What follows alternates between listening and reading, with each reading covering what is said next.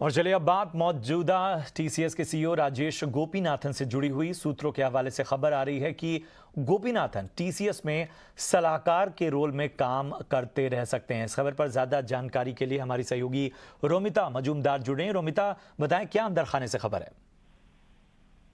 Hello. तो हमें जो खबर मिल रही है उससे पता चल रहा है कि राजेश गोपीनाथन को टाटा ग्रुप या टीसीएस बोर्ड के अंदर ही कहीं पे कंपनी में या ग्रुप के अंदर एज अ एडवाइजर या सलाहकार के तरीके से वो लोग रखना चाहते हैं। ये थोड़ा प्रिलिमिनरी स्टेज में है, अभी तक कुछ फाइनलाइज नहीं हुआ है। पर टाटा ग्रुप काफी सालों से टीसीएस के एग्जीक्यूटिव्स को ले रहा है अलग अलग कंपनीज में उनके डोमेन एक्सपर्टीज के वजह से। और इसके बारे में हमने पिछले साल भी लिखा था। और अभी अगर राजेश गोपीनाथन फ्री हो जाए इनके सीईओ रोल से, तो गिवन दैट उन्होंने ऑलरेडी कंपनी में 22 साल बिताए हैं, तो ग्रुप चाहेगा कि कहीं ना कहीं उनका वो एक्सपर्टीज और उनका जो एक्सपीरियंस है वो उनके डिजिटल बिजनेसेस के लिए यूज करे। टाटा ग्रुप ने 2018 में अपना एक डिजिटल फेसिंग बिजनेस का प्लान शेयर किया था और वो लोग चाहेंगे कि इनका एक्सपीरियंस वहां पे कहीं यूटिलाइज हो। तो ये हमें अभी समझ में आ रहा है, आगे हमें पता चलेगा। रोमिता, किस तरह की भूमिका हो सकती है और किस तरह की एक्सपर्टीज जो है उसका इस्तेमाल किया जाएगा? कुछ चीज़ें तो आपने बताई कि इन चीज़ों पर विचार कर रहा है, लेकिन उसके ग्रुप गंभीरता से किन चीज़ों पर फोकस कर सकता है, खासतौर पे गोपीनाथन के इस पूरे रोल को लेके?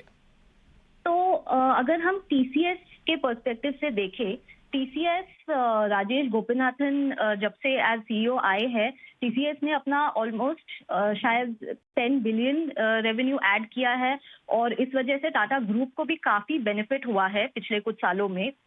और इनफैक्ट 2018 में टीसीएस का ग्रोथ इतना अच्छा रहा था कि उसके बाद ही टाटा ग्रुप ने एक स्ट्रैटेजी, ये डिजिटल की तरफ का स्ट्रैटेजी बनाया था। और इसी वजह से उस टाइम पे टीसीएस के ग्रोथ के वजह से ही 2018 में टाटा ग्रुप का 10 ट्रिलियन मार्केट कैप क्रॉस हुआ था आरआईएल के पहले।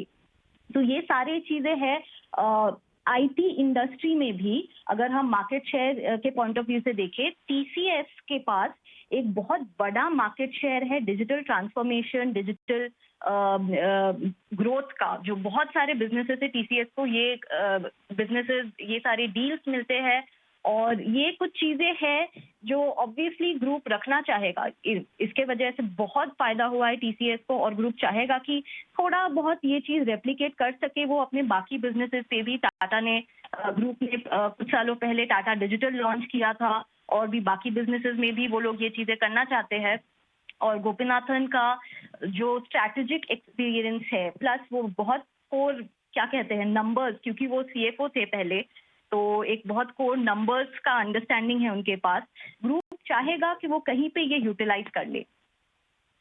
राजेश गोपीनाथन की इस पूरे रोल, या हम दूसरे टर्म्स में कहें ये जो वापसी की बात है, अगर हम खासतौर पे टीसीएस की बात कर लें या इस पूरे सेक्टर की बात करें, ये कितना बड़ा मैसेज देगी, या ये जो एक नए तरह की प्रैक्टिस है, ये किस तरह के नए मानदंड या एक तरह से कह सकते हैं कि नया पैटर्न शुरू कर सकती है? सच बताओ तो ये पैटर्न ऑलरेडी टाटा ग्रुप ने काफी सालों से, मतलब काफी सालों पहले से शुरू किया हुआ है। तो ग्रुप के पॉइंट ऑफ व्यू से देखें तो ये एग्जिस्टिंग पैटर्न है। हाँ, बाकी लोगों के लिए, बाकी कॉन्ग्लोमरेट्स के लिए ये शायद नया पैटर्न हो सकता है। इशू ये है कि सबके पास इतना बड़ा टेक्नोलॉजी बिजनेस नहीं है। अगर हम बाकी कॉन्ग्लोमरेट्स को देखें, इतनी बड़ी एक टेक्नोलॉजी बिजनेस लोगों के पास नहीं है। बाकी सब लोग चाहते हैं कि ऐसा कोई टैलेंट वो लोग बाहर से लेकर आए, पर यहाँ पे अगर बना बनाया टैलेंट फैक्ट्री है इनके पास, तो ये ऑब्वियसली चाहेंगे कि यहीं से हम लोगों को निकाले। अगर फ्यूचर के सारे बिजनेस हमारे पूरे दुनिया के ग्लोबल मार्केट में भी अगर सारे बिजनेस इसी डायरेक्शन से आ रहे हैं, टेक्नोलॉजी और डिजिटल पॉइंट ऑफ व्यू से अगर सारे बिजनेस आ रहे हैं, तो बनता ही है कि वो यहाँ से ले लोगों को। शुक्रिया करेंगे रोमिता इस अहम जानकारी के लिए। और आपने लगभग हर पहलू को सामने रखा कि आखिर क्यों जो है टाटा ग्रुप के लिए गोपीनाथन इतने महत्वपूर्ण हैं और आने वाले वक्त में उन्हें किस तरह की एक जिम्मेदारी दी जा सकती है। एक सलाहकार के तौर पे उनके अनुभवों का किस तरह से कंपनी इस्तेमाल कर सकती है, क्या क्या एक्सपर्टीज है उनकी। तो अपने दर्शकों को एक बार फिर बता दें कि टीसीएस में हो सकता है कि गोपीनाथन को, राजेश गोपीनाथन को एक अहम जिम्मेदारी दी जा सकती है। और ये जो जिम्मेदारी है ये एक सलाहकार के तौर पर होगी। उन्होंने जिस तरह का काम किया है उन क्षेत्रों में उनके एक्सपर्टीज का ग्रुप इस्तेमाल करेगा। चलिए